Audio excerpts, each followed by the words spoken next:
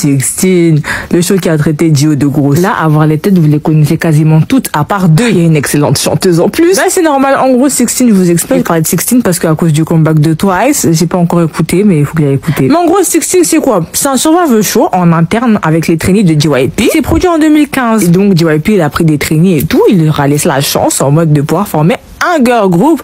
Le girl group que vous connaissez bien évidemment, c'est Twice. On dirait pas Kevin dans Survival Show. Mais aujourd'hui, comme c'est le comeback de Twice, on va se concentrer sur Twice. Mais sinon là, quasiment toutes les autres, vous les connaissez bien comme il faut. 16, c'est vraiment un show intéressant à regarder si vous voulez voir d'où viennent Twice, genre de quoi elles partent, c'est quoi leur base. Même pour toutes, toutes celles que vous connaissez sur la photo là. Vraiment intéressant, moi j'ai bien apprécié. Il y a eu des découvertes. Vraiment, je trouve il y a des gens qui ont régressé. Je dirais pas régressé, mais renfermé. Parce qu'on les a pas laissés se développer assez dans leur groupe. Pour ceux qui savent de quel membre je parle. Enfin, en fait, c'est trop facile de savoir de quel membre je parle. Parce que c'est le membre qui a été le plus mis en avant dans Survival Show. Et dans Twice, pouf! Pouf. Donc là, je vais dire c'est quel membre. Donc là, si vous voulez plus écouter, vous pouvez partir. Et allez regarder 16. Après, on en parle. Mais Miss Chaeyoung, Sun Chaeyoung, la go dans 16, les gens la comparaient à CL. Je sais pas si vous vous rendez compte, CL, l'un des emblèmes de la K-pop, de la présence sur scène, d'ego qui a porté son groupe, qui a su faire entendre son rap, sa manière de s'exprimer en tant qu'artiste. Oui, elle, l'une des rares personnes de nos jours qui monte sur scène sans transpirer, juste pour performer, exposer son art et montrer qui est qui là. Bah, Chaeyoung, ça l'a comparé à CL. Et honnêtement, de leur point de vue, j'aurais pu comprendre. On était en 2015 et on te montre ce que Chaeyoung elle a effectué pendant les performances de 16. Je dis la go, elle peut que évoluer, elle peut que monter. Mais bon, vous connaissez Twice. Vraiment là, niveau rap et confiance en soi, c'est choquant de voir Chaeyoung dans 16 et dans Twice. C'est totalement différent. Quoique au début, si, je vais pas vous mentir, au début, elle était là, dans le sens où elle rappait beaucoup plus au début, même dans leur B-side track. Et moi, Twice, c'est vraiment un groupe, c'était mon girl group à une époque, Moi, à une époque, j'étais JYP Nation all the way. Twice, Gone 7, Miss Say Wonder Girls, quelques petites chansons de Day6 et tout, mais surtout Twice. Bon, 2PM, on brief. Et après, le reste, après, il y avait Stray Kids, ITZY. Stray Kids au début aussi, là, c'était bien doux. Mais Twice, c'était le top. Parce que JYP, je vous ai dit, il a une formule pour faire ses girl groups, ça marche toujours. Bon, même si en ce moment, ça relance un peu. Mais moi, j'attends qu'il applique sa formule prime de girl group. Parce qu'avec Twice, il a accumulé toutes ses expériences personnelles et ses expériences qu'il avait eues avec ses girl groups et il a tout mis dedans. C'est tellement un groupe bien conçu, bien pensé et même la manière dont elles font leurs chansons. On dirait que c'était plus tendance, les girl groups qui faisaient des chansons comme ça. Je parle pas du concept, je parle de la chanson. Il y avait G-Friend aussi qui faisait des refrains comme ça. Bref, ça, j'expliquerai ça dans une autre vidéo. Là, on est dans 16. Je vous conseille également d'aller voir ce show parce qu'elle chante en live. Et je me suis vraiment rendu compte qu'à l'époque, les gens, c'était des maxeurs. Faut savoir qu'à l'époque, Twice, c'était vraiment, ils disaient, ouais, c'est quoi ce groupe sans talent, tout ça, caca. Sachant que à l'époque, à moi, c'est tard. Je l'ai connue depuis 2017, je me suis déterré à regarder 16 en 2019. Et quand elle chantait, moi, je trouvais qu'elle chantait de manière assez stable. Comparé à ce qu'on écoute maintenant, ah ouais, non, carrément. Après, c'était plus les K-pop stars de la seconde génération qui s'exprimaient sur Twice, donc voilà. Mais ils font trop de crari dans le sens où, de nos jours, qu'on soit d'accord, les gens, ils s'en foutent du talent. Et même moi, ça me désole, mais c'est la vérité. Les gens s'en foutent du talent. S'ils kiffent une musique, ils vont pas chercher à savoir les performances live si elles sont bien ou quoi, ou regarder les performances, voilà. Ils s'en foutent. Ils prennent le produit fini. La musique, elle est bien, allez. Hop, voilà. Ils vont pas chercher d'autres versions de la musique par ses futures performances. Ils vont juste prendre le produit fini et ça leur suffit. Or que dans Twice, il y avait réellement des personnes qui chantaient très bien. Nayeon, Jonghyun, Dio, Free Mix. Elles chantent bien 3 mix. En fait, cette vidéo, ça a but à vous envoyer aller écouter les anciens projets de Twice parce que moi, je les trouve incroyables là. Ils sont incroyables. Parce que pour être honnête, honestly speaking, je crois moi à Twice, je me suis arrêtée niveau musical à partir de Fancy. Parce qu'il faut savoir que tous les title tracks de Twice, je les écoute bien comme il faut. Et les B-sides aussi. Et à partir de Feel Special, on voit, il y a un peu une baisse. Mort et mort, n'en parlons pas. Là, faut que je fasse une vidéo sur Twice et leurs chansons. Comment j'écoute pas cette musique. Quand j'ai écouté cette musique, je me suis dit, déjà, c'est pas la même formule qu'elles utilisent, donc je pense que c'est pour ça que j'étais un peu déboussolée. Mais après, attention, I Can't Stop Me, elles sont revenues. J'ai bien kiffé. Mais c'est pas un tel choix que j'écoute de ouf. Alors que les autres, je ressens plus la recette JYP, on va dire. Et du coup, ça fait de la magie, quoi. Mais bref, ça, on en parlera dans une prochaine vidéo. Là, c'est juste à but de vous inciter à aller écouter les anciens projets de Twice, genre à partir de Fancy, et après vous remontez jusqu'à 2015. Juste mon ressenti. Et là, j'ai pas encore écouté la musique, mais j'espère qu'elle est bien, quoi, que ça envoie. Mais bref, qu'est-ce que je voulais dire d'autre aussi? Ah ouais, je suis là, je fais des vidéos pour mon espace commentaire. Elles sont là, elles bug. Moi, j'aime pas parler dans le vide, en fait. Donc la vidéo, je vais sûrement la refaire un jour ou l'autre et qu'elle prenne en visibilité parce que le respect. J'aime pas les foutaises, en fait.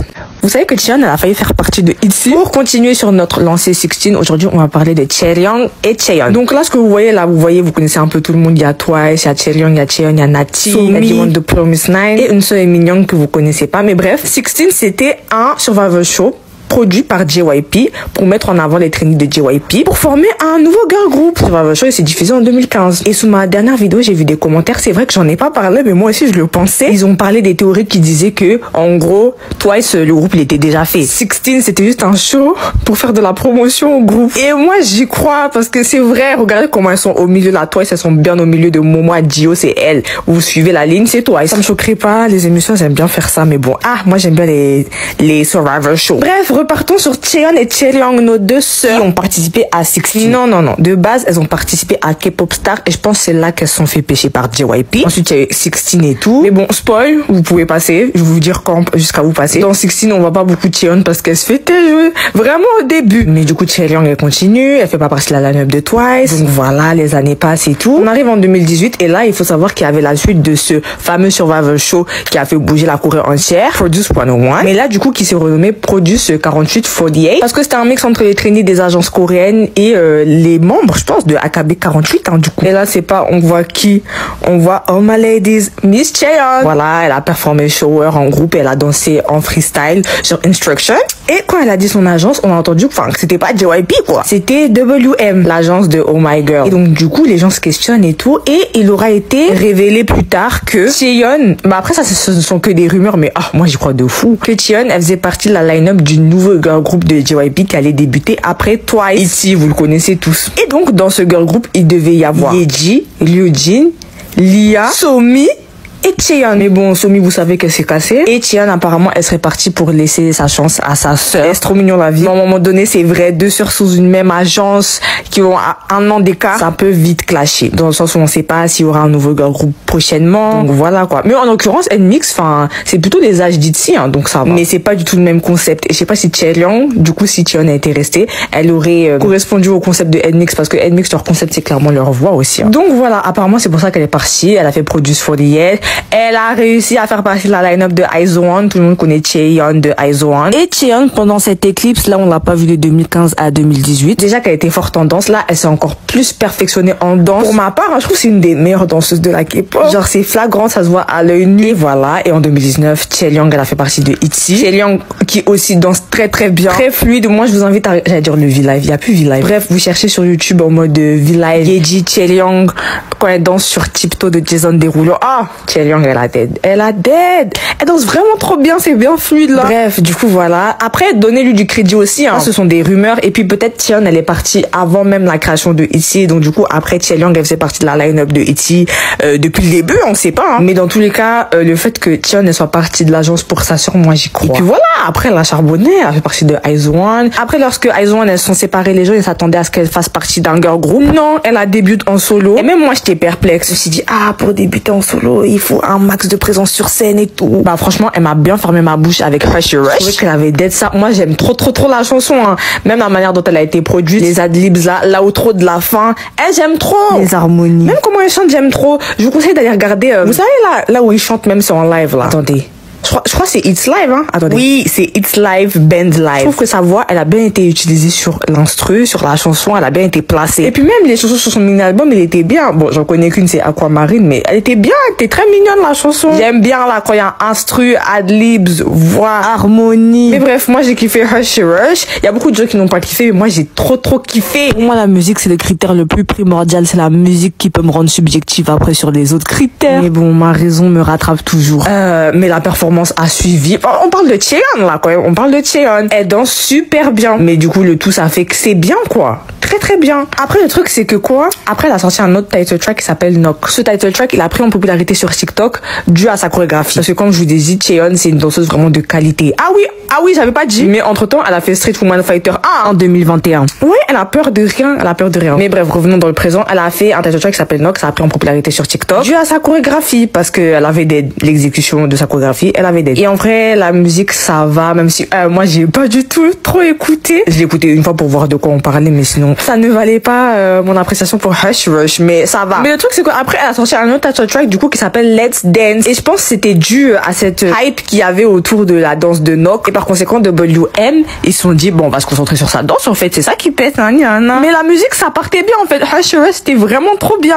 Du coup, bref, j'espère qu'ils vont pas faire cette erreur, qu'ils vont continuer à lui donner une direction artistique personnelle, parce que je trouvais il y avait beaucoup de elle aussi dans Hush Rush. Direction artistique personnelle musicale. Pas faire cette erreur où ils vont lui donner des chansons destinées à percer sur TikTok, là. Parce qu'on sait que Tian, elle danse très bien. Du coup, ça, c'est un atout, mais il faut insérer ça à son style musical, parce que, au final, je trouve qu'elle a bien interprété sa chanson. Parce que je vous dis, s'il y a pas de plume personnelle dans la chanson, il faut au moins que l'interprétation fasse penser à l'artiste le plus possible. Parce que les idoles, c'est courant, hein, quand ils redonnent des chansons qu'ils ont pas écrites. Mais dans beaucoup de cas, ça ressort bien parce que ils donnent tout, genre. Ils font en sorte de s'approprier la musique. Et moi, bah, je trouve ça bien. Et ça marche dans toutes les industries musicales. Au States aussi, hein, ça arrive beaucoup. En France aussi, il y a un exemple récent que je peux vous donner, par exemple, avec Weshden. Il y a beaucoup de gens qui lui reprochent son manque de touche personnelle dans son dernier album. Parce que la manière dont elle a posé, elle ressemble trait pour trait à la manière de la personne qui a écrit sa chanson. Plusieurs de ces chansons de l'album. Je sais pas si vous connaissez, mais c'est Monsieur. Mais moi, je trouvais quand même que dans cet album, il y avait beaucoup de propositions. Et je trouve que c'est rare de voir ce système en France où les gens ont un ghostwriter. Parce que la plupart des artistes français qu'on écoute, ils écrivent eux-mêmes leurs propres chansons. Et ils touchent à la production. Donc ça fait tout de suite très personnel. Et on le ressent dans leurs chansons. Et moi, je vous dis, ça c'est important pour un artiste. Ça sort toujours bien quand il y a une touche personnelle. Et ça, même si tu interprètes les chansons aussi. Bref, allez écouter Hush Rush. Surtout l'outro. En plus, Hush Rush, c'est une musique qui se finit pas. Genre, on dirait un peu une musique comme avant. Ça se finit pas, ça t'énue la fin. Et l'outro, elle est trop bien. Le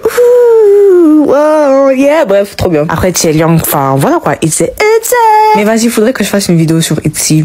Nati dans Fromis9, allez, finissons-en. Non, enfin, moi, j'ai dit ça parce qu'il me fallait un titre, là. Mais voilà, aujourd'hui, on va terminer les gens qu'il y a sur cette affiche-là. On a fait Twice, on a fait Jiyeon et Chae Young. Mignon, que vous voyez en haut à droite. Elle est repartie dans l'anonymat, ou je crois elle a fait une chaîne YouTube, je sais plus. Mais tout ce que je peux vous dire sur elle, c'est qu'elle chantait extrêmement bien. Somi aussi, c'est rapide, hein. Voilà, après 16. Un an après, en 2016, on l'a envoyé faire Produce 101. Voilà, première place, Nation Center. IOI se sépare. Et Jen Agnon. Ensuite, elle a quitté JYP et elle a rejoint The Black Label. Mais je crois entre temps, elle avait fait une petite chanson là avant de sortir Birthday, je sais plus quoi. C'était un groupe, je sais plus. Et je crois que c'était sous JYP. Mais bref, là, du coup, voilà, on a un peu fait ça rapide. Rentrons dans le vif du sujet. D'abord, on va aborder Nati. Nati, c'est une jeune fille thaïlandaise qui a décidé de venir en Corée. Elle avait 11 ans. Là, il s'est passé plein de trucs, mais elle a rejoint JYP. Et Nati, elle a eu la chance de participer à 16. Malgré son jeune âge, dites-vous, elle a participé à 16. Elle avait 13 ans, âge international. 13 ans. Je pense que les gens ils se rendent pas compte à quel point 13 ans c'est jeune.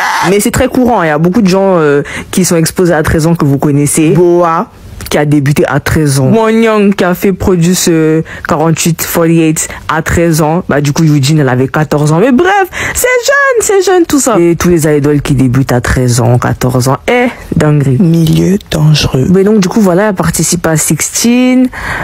Spoil parce que c'est bon là, ça fait depuis 2015, on est en 2024 quand même. Elle va jusqu'au bout mais elle fait pas partie de la line-up parce que apparemment c'était dû à son âge. Eclipse de 2 ans. Bam, on la retrouve dans Idol School. Idol School qui était un Survivor Show, je peux pas vous expliquer parce que ce Survivor Show, j'ai tellement pas qu'à là. Pourtant j'étais là, hein, mais j'ai pas qu'à là. Et dans Idol School, qui on croise Jiwon. Et je vais vous expliquer en détail c'est qui Jiwon. Jiwon, c'était une trainee de chez JYP et elle a passé genre 2-3 ans à JYP. Elle aussi, on lui a proposé de faire 16 et tout. On entend sa voix incroyable. Elle chante super bien. Maintenant, le problème, c'est quoi? Sur un épisode, elle a dansé off-beat, elle était pas en rythme, alors qu'elle chantait super bien. Mais bon, bam, on la tèche. Ok, du coup, Eclipse de 2 ans et coucou, Idol School. On a vu Jiwon, il y avait Nati et il y avait même une seule, la fille en haut à gauche, elle était aussi dans Idol School. Donc, oh, ok, le retour, le comeback des anciennes participantes de 16. Maintenant, c'est pas Nati. Vous savez que la plupart du temps, elle est reconnue pour ses qualités de danseuse. Et bah dans Idol School, non. Enfin, c'est pas ce que les gens ont remarqué en premier. À l'époque, il y avait une vidéo qui tournait et tout. Je sais pas si c'était une épreuve ou une audition ou quoi. Mais en gros,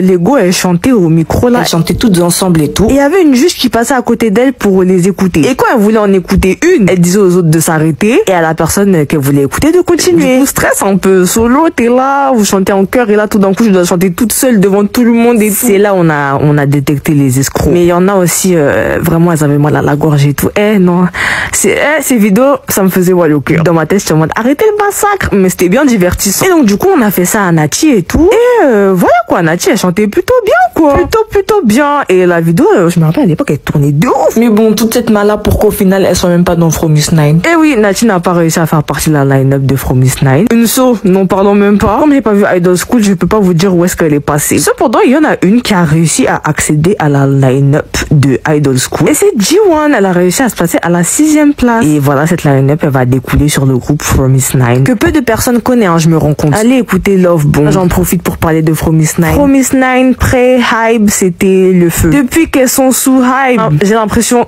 Elles m'ont sorti 3 title tracks similaires, ça m'a saoulé. Genre la petite guitare là, dans Doesn't Matter, dans Come With Me Now et de bref. Je connais même pas bien les titres. Quoique ça va, Doesn't Matter ça va, mais après le reste je souffle. Les chansons elles sont mimi mais pas réécoutables pour moi bien évidemment. En plus dans Fromis_9 il y a beaucoup de bonnes chanteuses et d'excellentes chanteuses. Je vous rappelle que G1 est dedans. Hayoung aussi. Mais j'ai vraiment l'impression que leur ont enlevé ce côté personnel. Hybe ça m'énerve. Ce côté personnel, ce côté plein de vie. Et puis même si c'était une direction artistique qu'on leur avait donnée, moi je trouvais qu'elle exécutait bien Fromis_9. Quoique là, sur les dernières chansons qu'elles ont sorties, elles chantent toujours bien, hein, faut pas vous méprendre. Et pour ma part, je trouve que ça met moins en valeur leur voix dans le sens où leur voix c'est des instruments et ils jouent pas assez avec. Si ce n'est pour quelques whistle notes, sinon ça s'arrête là. On va leur donner les mêmes notes sur les dernières chansons. Alors qu'elles ont des voix de ouf, hein. Et on a beaucoup c'est bien maîtrisé en live et elles performent archi bien. Bref, je suis fâchée là. Feel So Good, on va dire c'était la marque, je pense. Le pire c'est que dans Feel So Good, il y avait déjà cette petite guitare, hein. Après, bam, elles sont allées chez Hybe, je pensais que ça allait péter, mais où ça? En plus, on dirait, il les cache dans le KGB Hybe. Je suis fatiguée. Mais donc, par conséquent, je suis plus du tout d'actualité avec elle. Donc, si vous avez des sons à me recommander, recommandez-moi, please. Mais si c'est des sons guitare génériques, là, sans moi. C'est des sons bien glass shoes, bien dugun, bien heart to heart, bien love bomb, bien fun, bien feel so good. Même si là, il y avait déjà le début de la guitare, mais ça allait. J'aime la guitare quand même. Bref, ensuite, revenons à Nati Umago. Elle s'est fait têche de 16. Elle s'est fait têche de Idol School. Nous sommes en 2017. Éclipse de 3 ans. Elle revient pour faire un solo, ça pète pas. Un solo qui s'appelle 19. Là, on est en 2020, du coup, ça pète pas. Éclipse de 2 ans. Elle revient avec son solo Sugar Cut. Ça pète, tout va bien. Bam. On voit son groupe Kiss of Life, La Vie est Belle. Kiss of Life, je peux vraiment pas faire de vidéo sur elle parce que la seule chanson que j'écoute, c'est Sugar Cut. C'est Nati qui interprète la chanson. C'est pas le groupe entier Kiss of Life. Kiss of Life, c'est un groupe où je connais les membres, mais pas l'harmonie du groupe musical. Donc je pourrais pas faire d'analyse dessus. Comme ça, je peux vous en faire une vite def. Bon, comme c'est des musiques que j'aime, voilà quoi, beaucoup d'harmonie. Love Bomb, c'était la musique de ma vie. Une outro de folie, une instru de folie, des harmonies de folie, des adlibs de folie, des voix de folie, performance de folie, clip de folie, harmonie, instru nostalgique et tout. Mais il y a plein d'autres musiques qui sont bien, mais là je parle de Love Bomb parce que ça me touche au cœur. Bref, et du coup aussi il faut savoir que Love Bomb c'était vraiment leur musique épique, leur apogée musicalement parlant, marketingment parlant. Là où leur vague de popularité, elle était au top. Mais bon, elles ont pas su saisir la vague et c'est ça qui se passe. Quoique Fun, ça avait bien marché quand même. Genre là, ils dérivent totalement du style du début de Fromis_9 et ils veulent pas se dire mais pourquoi on refait pas comme on a fait avant la Black, ça va péter, hein. Mais c'est ça le plus gros hic que j'ai avec Fromis_9, c'est l'absence de complexité dans l'instrumental qu'elles avaient au début. Et c'était ça leur marque de fabrique. Leur instrumental, elles étaient incroyables. On pouvait les écouter sans parole. Là, il y a une régression au niveau production musicale, je trouve. Régression, j'abuse, mais je trouve que ça fait plus simple. Donc pour moi, c'est une régression à mon échelle musicale. Surtout quand on le fait sur 3 title tracks d'affilée. Sinon, j'aurais pu être indulgent. Et dans la production musicale, celle qui me dérange le plus comme régression, c'est l'instru. Parce que quand une instru est bien, le reste suit. Les adlibs suivent, les harmonies suivent. Mais bon, après ça, c'est subjectif, hein, bien évidemment. Mais je trouve que leurs nouvelles instrus, elles sont très moyennes par rapport aux anciennes. Même de la production et tout, j'aimais bien les instrumentales de avant.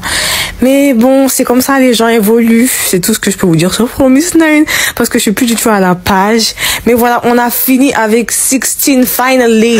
En plus, maintenant, Fromis_9, c'est Fromis_8. Oh là là, je suis un peu triste. Mais elles maintiennent toujours de bonnes relations, ne vous inquiétez pas.